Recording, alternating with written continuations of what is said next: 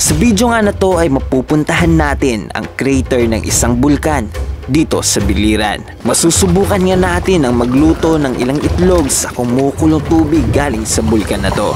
At sa dulo nga ng video na to ay mababalikan natin ang isang isla na tinatawag na The Final Resting Place, kung saan ang mga sinaunang tao ay piniling ilaan ang huling buhay nila sa isla na to. Kilala din ito sa tawag na Sisi Island.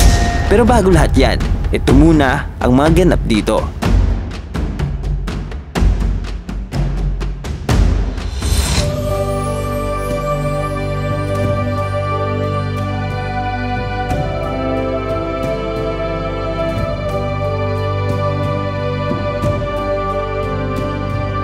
So guys, good morning sa inyo, and ngayong araw ay mabababa natin ang crater ng Biliran Volcano. And dito lang siya matatagpuan sa gitna ng hindi pa siya ayos na lugar.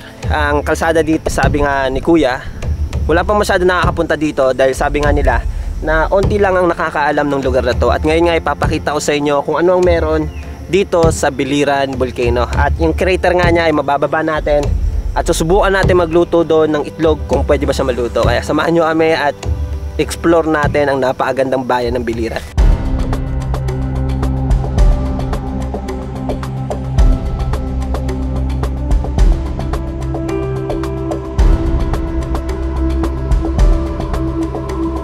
Ang bulkan na to guys ay active pa rin at makikita nyo naman ang mga singaw ng usok dito. Natabunan lang tong pinakabuong crater niya, yung nagkabagyo dito at binaha ang buong lugar. Binaha siya at ngayon nagkaloon ng lupa kasi dati daw kung pinapasok nila to, hindi daw to, buong crater na to makikita nyo. Nandito nga tayo ngayon sa crater ng Biliran Volcano at dito nga sa tinatapakan namin, ito na ang bunganga ng bulkan na to. Kaya maririnig nyo kahit saan dito ang mga kumukulong tubig galing sa ilalim nito.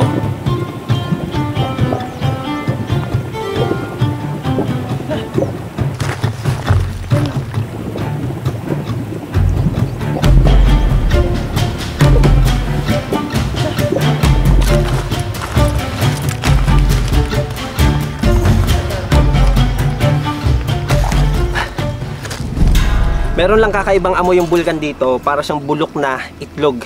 At hindi mo kayang tiisin yung amoy kasi medyo masangsang talaga yung amoy niya. Magluluto tayo ngayon ng itlog, saktong-sakto may baon tayong itlog. At try natin lutuin siya kung maluluto ba talaga yung itlog sa init ng bulkan, sa init ng crater ng bulkan dito. At tara, subukan natin yan, tara. Explore, let's go! So guys, meron tayong itlog and itatry natin kung maluluto ba siya sa init ng lava dito. Lava ba yan or dito sa pinakabunganga niya, susubukan natin siya ilagay and try natin kung maluluto ba yung itlog na dala natin. Kaya tara. Ito nalagay.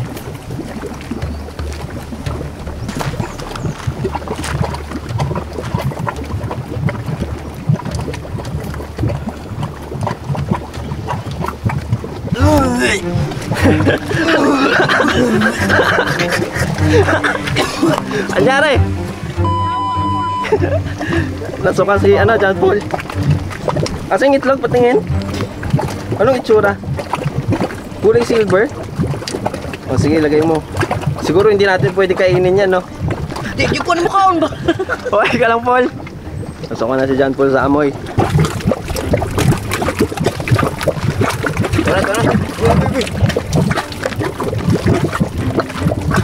Guys, lipat namin dito para mas kita nyo kung paano namin siya nilagay. Sige.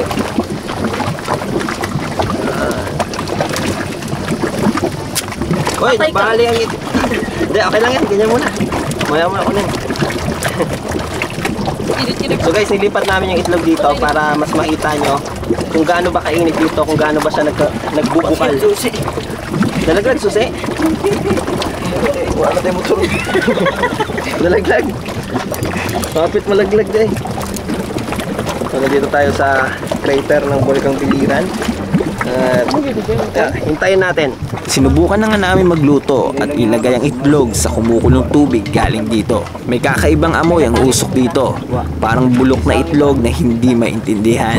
Kaya medyo mahirap tiisin ang amoy galing sa ilalim nito.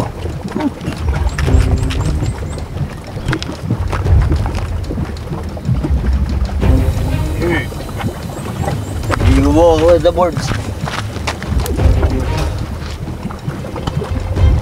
Nag-vape na si Satanas.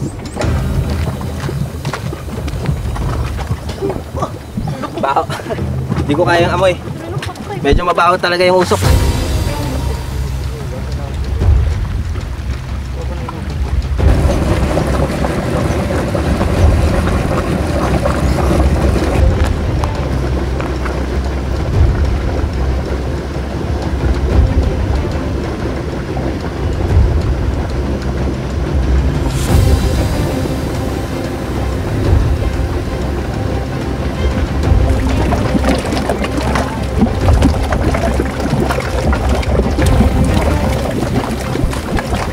Napakainit dito guys.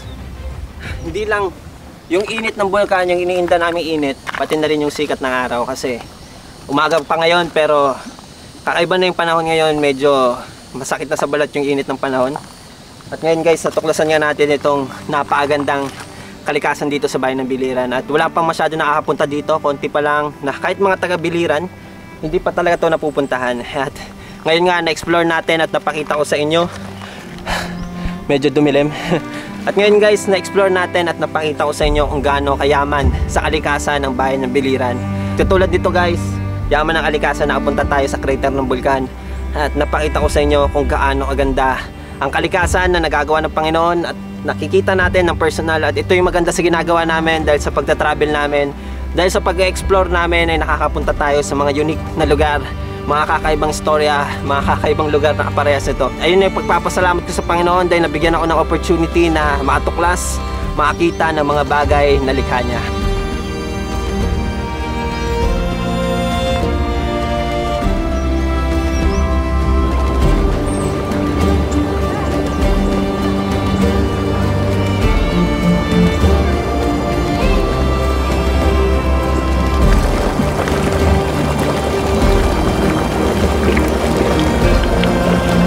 Dito guys, tingnan nyo naman to. Grabe. Medyo malambot yung lupa. And ang problema dyan, kung ma-shoot ka dyan o may malaglag na bagay dyan, siguradong sunog, pasuko ka dyan. Malakas ang tunog ng ano dito, tubig. Naririnig eh. Di ba ito malambot?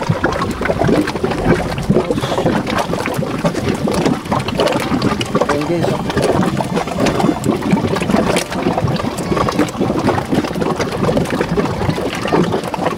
Grabe, nakakatakot.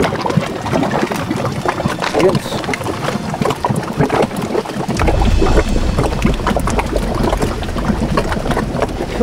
Yung kayang amoy.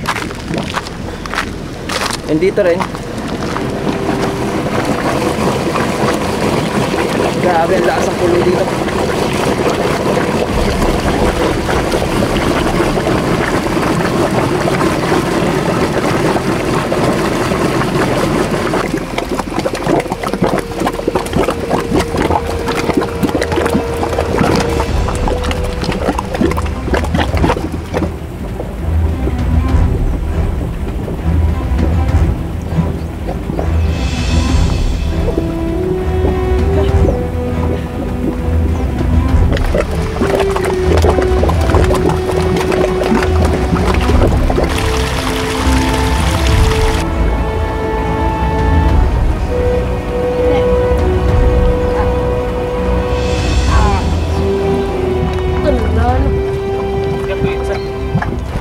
Pag sure Carl, mamaya end pa yung mag-cause ng pagputok ng bulkan. Mabigat tayo sumabog. So ang itlog pala naluto siya within 8 minutes, yung boiling point niya, and kung naluluto na talaga siya. Ito, wala pang 10 minutes pero tatry natin sa 10 minutes. Tingnan natin kung maluluto ba siya, hindi. Kasi hindi rin naman natin kakainin kasi nilagay natin siya dito sa bulkan and baka delikado siya kainin. Pero sabi nila kuya, last time na pumunta kami dito, kinain naman nila at okay naman. At ngayon, tingnan natin kung maluluto ba siya o hindi. Kaya, try natin. Hindi, 10 minutes. Try natin 10 minutes. Hindi na init yan. Buhangin yan eh. Yung tubig yung kunin mo, sabay, hawakan mo. Ano ko? Ano? Ano? Sige daw. Eh, kung di mainit.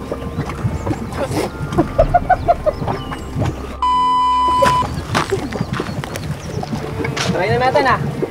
10 minutes. Oh yeah, basig maulog. Ito na yung itlog. 10 minutes. Tingnan natin kung naluto ba siya o hindi. So ito pala yung itlog na nilagay namin. Binalot lang namin sa plastic para hindi direktang mailagay sa kumukulong tubig galing sa bulkan. Feeling ko hindi luto. Balik na natin sa tindahan. Luto. Luto. Feeling ko hindi luto eh. Parang hindi siya luto. Malasado. Parang hindi luto. Eh? Luto. Ay, luto. Naluto, men. Naluto siya, guys. Tingnan guys. Naluto. Oh, Balot guro na may in. Medyo. naluto siya. So napakainit nga niya. Basig dali Pero- lang siya mubugnaw. Pero guys, di namin to kakainin kasi nilagay namin siya sa bulkan. Pero safe naman siguro siya kainin. Tikman ko na lang. Kasi naka-plastic Ito, naman siya. Di siya kani ba ugibutan sa bulkan sunog man gay ko. Ayoko kainin talaga.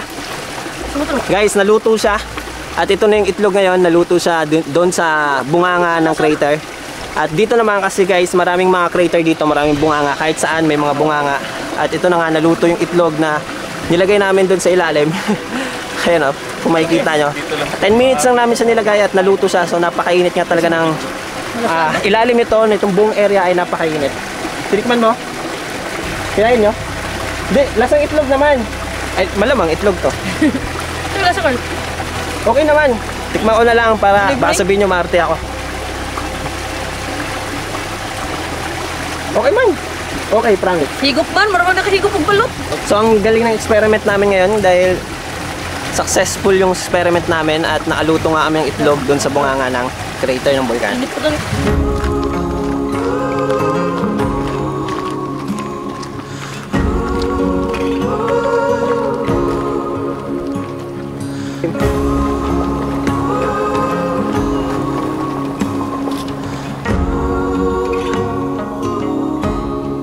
Ships from the south storming along the shoreline. Those who arrived came here with nothing more than dreams of a bright. Gumaganyan lang so ano alam mo yan? Len? Sinisot. Sinsun mo nagbangday ko. Wow! Wow! Ay ta!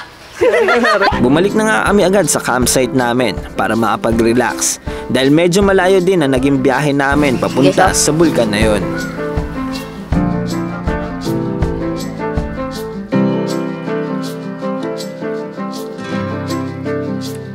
We look to the mountains.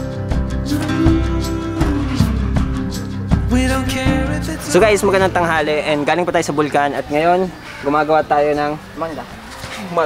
Gumagawa kami ng sausawan ng mangga kasi ang parking area natin ngayon ay nakaparking kami sa tabi ng swimming pool. Pero may sikretong liguan ng mga locals dito.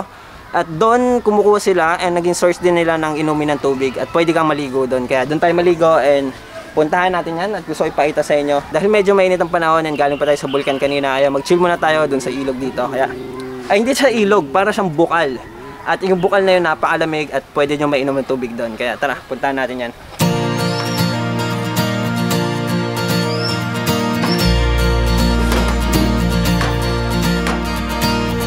I'm never giving up on you.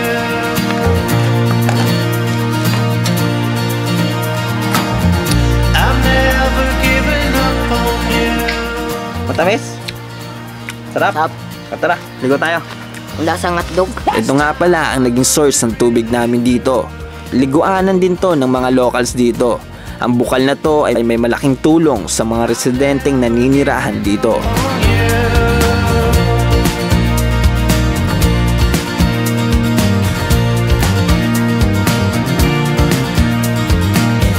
I'm never giving up on you.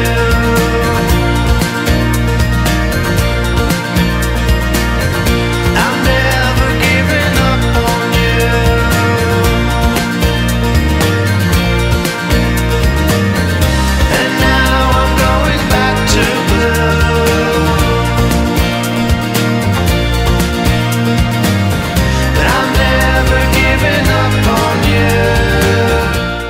Pero bago ko tapusin ang video na to, balikan muna natin ang mga kaganapan namin nang minsan kaming tumawid sa isla ng Pagsisisi. Ang isla na kilala din sa tawag na The Final Resting Place, ang Sisi Island.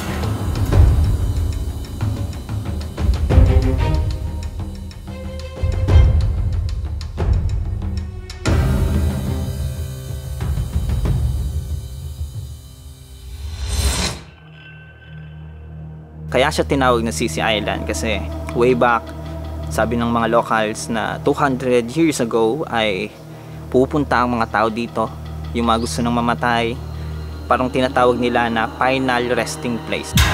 Sa isla na to ay nagkalat ang bungo ng mga tao kahit saan, lalo na sa mga kuweba na maaari mong mapasok dito. Dahil ayon sa mga taga dito, sinasadya daw ng mga sinaunang tao na mamatay at piliin ang isla na to bilang huling hantungan.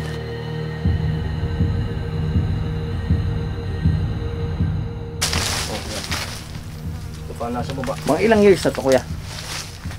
Siguro mga 200 years na to. Grabe, no? Matagal na.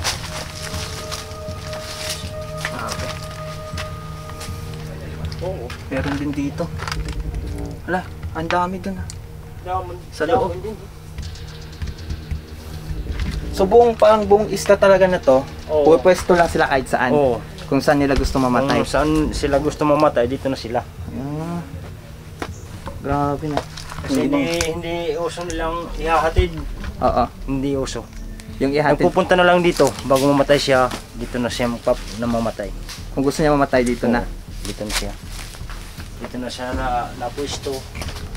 So ito yung ibang mga bungo.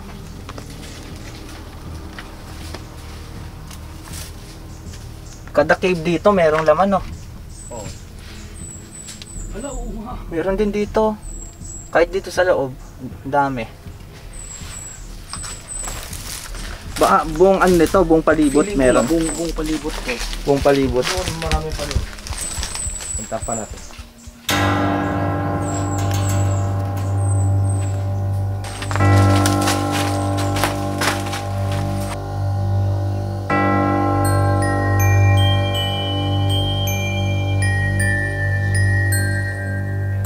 Kakaiba yung amoy.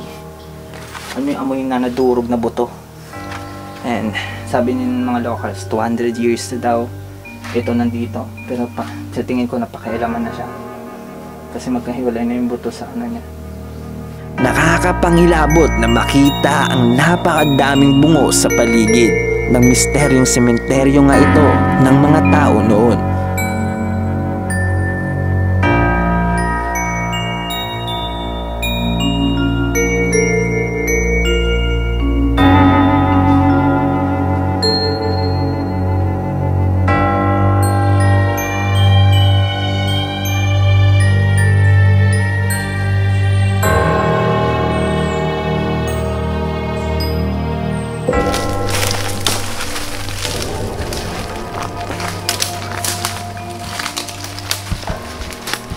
Dito sa ibang part ng island, kada kuweba dito ay may mga ay ito, kuweba nga talaga.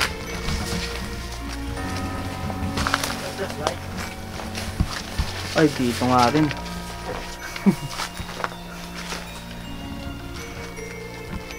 Kada kuweba talaga, kuya, meron, no? So namimili na lang sila kung saan sila gusto mamatay. Kung saan sila gusto mamatay, pumisto. Oo. Hindi na lang sila. Parang naging sementeryo pala tong lugar na to. Oo. So ito, kuya, napakailaman na to yung mga buto dito. Oo. No, kasi hindi na siya yung ano nito. Dito, nung pumunta kami dito noon, napakarami dito. Oh. Oo. Eh anong nangyari, ba't umonte? Nung natapos ng Yolanda, may pumunta dito na mga kano. Oh. Inakot nila. Eh ba't nila inakot? Ewan ko kung anong gagawin nila. Baka dalhin nila sa US. Ah. Grabe yung mga buto dito. Nagkalat kada lugar. Kada kuweba dito, yung maliliit na kuweba, may mga buto. At ito yung mga buto na yon. Tapos sinukay pa ito dito. Oh, nag-treasure hunt pa sila. Oo. Grabe, no?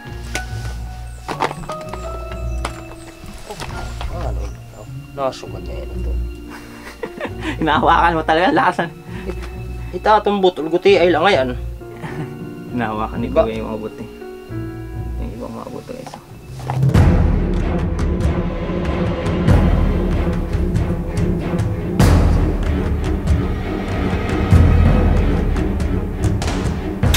Tapos dito ang kukuha nila. Dito sila isasahin pag luluto sila. Oh. Yung mga buto nga. Oh. Ang tapang mo naman niya, mag-isa ka lang dito. Hindi, tatlo kami pumunta dito nung gabi. Tapos dito kayo natulog? Oo, natulog kami Nangingisda. Tabi niyo yung mga bungo? Oo, nangingisda sila. Hindi naman kayo, Ha? Hindi kayo ginambala. Hindi. Masamang panahon, dito sila dumaan. Grabe lakas ng loob niyo. Ito yung mga bungo, so dito sila Mas natulog. nakakatakot ang kidlat. Ay, sa laot? Oo. Pag kaysa dito, kung matamaan kami ng kidlat sa laot, sigurado tema kami. Kaya dito na kayo katabi ng mga bungo Dito lang natulog. Dito lang tumabi. Dito lang kami natulog. Katabi nila yung mga bungo guys. Pagkatapos ng Dito na kidlat. sila natulog. Yan, ang dami bungo dyan. Medyo madilim lang. Grabe, lakas ng loob. Halos buong isla siguro no, kahit doon sa kabila may mga bungo. Ayaw ko dun sa kabila kung mayroon. Pero dito na part, Dito na part na hilera. hilera, halos kada kuweba meron no. Halos mayroon. Grabe. Yung sinasabi yan na sa unahan, kasanhi yun. Yung sabi daw ng unahan mga matanda. Yung ito, kasanhi daw itong nang punta dito, kasanhi. Ano po yung kansanhi? Kasanhi, unahang mga tao. Kauna-una ang mga tao. Oo, Manimuno. kauna-unahang mga tao. Yung mga ninuno natin, Oo. yun sila. Ito yung sila yung mga namatay dito. Oo. Galing tayo dyan. Okay. And makita nyo sa likod ko, nandito yung ilang mga bungo na naiwan. At sabi ng mga locals dito ay umabot na daw ng mahigit 200 years ago yung mga bungo dito. Pero itong mga bungo dito ay napakailaman na ng mga tao, ng mga Amerikano noon. Yung pumunta dito yung mga Amerikano nung panahon yung Yolanda. Kinuha daw ng ibang mga Amerikano yung mga bungo dito. Pero ayun guys, sa history dito, yung mga tao na gusto nang mamatay, yung gusto nila ialay yung huling buhay nila, dito sila pumupunta para ialay yung huling buhay nila. And isipin mo na lang kung gaano ka mahiwaga itong lugar na to, kung bakit nila pinili na dito mamatay. Merong kakaiba siguro sa lugar nito kung bakit nila to pinili. And alis muna ako kasi iba nararamdaman ko. Medyo tumataas yung balahibo ko. Sorry, hindi ko kaya mag-vlog dyan. Ewan ko ba't ganun yung napifeel ko bigla. Alis ako, bababa kasi malayo ako kila kuya.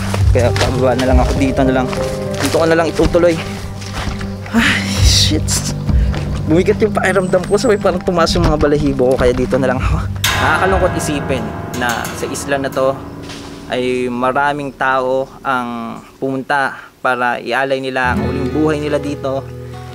And kakaiba yung enerhiya, yung energy dito kasi isipin mo na lang kung bakit nila pinili na mamatay dito at ialay yung huling buhay nila, ilaan yung huling buhay nila sa isla na to. So siguro meron talagang kakaibang kwento dito noong unang panahon na nananatiling misteryo sa atin ngayon. Kasi isipin mo na dito mo ialay ang huling buhay mo dito sa isla na to.